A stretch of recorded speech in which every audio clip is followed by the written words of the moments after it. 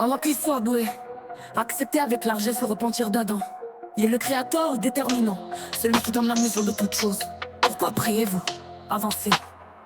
Par groupe de 2, 3, 4 ou 5, munis de masses de fer, défoncer ces murs et libérer les enfants d'Ismaël. Soyez des lions féroces, enfermés de justice. Si ce que vous cherchez est la délivrance, sachez qu'elle passe par l'action. Il n'y a pas de meilleur acte de foi que de délier le joug de l'opprimé. Sachez qu'Allah est avec vous. Yallah, celui qui ressuscite ses serviteurs après la mort, celui qui incite, celui qui réunit, celui qui synthétise, qui ôtera l'opprobre de ceux des enfants d'Ismaël, qui sont donc vos chefs pour insulter l'armée du Dieu vivant. Soyez des champions d'Allah, enflammés par l'esprit d'Allah. Marchez au nom de l'éternel, des armées du Dieu, de l'armée des justes.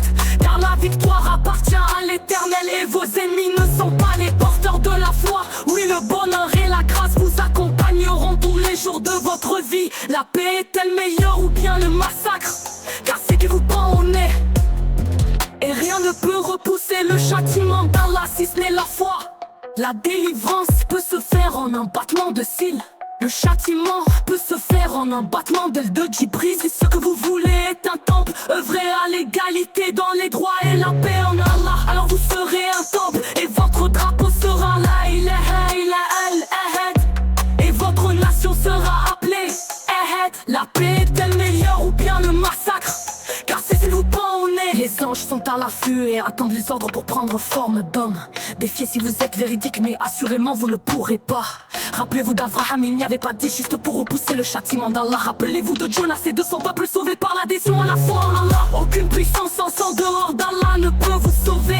Êtes-vous enclin à accepter la volonté de l'éternel? N'avez-vous pas aimé que votre Seigneur vous sauve de la persécution humiliante de Pharaon? N'avez-vous pas aimé que notre Seigneur vous sauve de la persécution humiliante d'Hitler? Ne craignez-vous pas d'être ramené à cet état par le Tout-Puissant? Faut-il vraiment en arriver au châtiment? Prenez-vous pour modèle les tyrans? Qu'attendez-vous pour libérer les enfants d'Ismaël? Ne vous rappelez-vous pas de ces deux frères jouant à l'arc et s'aimant en l'éternel? N'avez-vous jamais été des enfants? Qu'attendez-vous pour libérer les enfants d'Ismaël? Maudite soit la terre à cause de vous si vous ne le faites pas. Et Allah est témoin de ce serment. Amin. Et Allah est témoin de ce serment.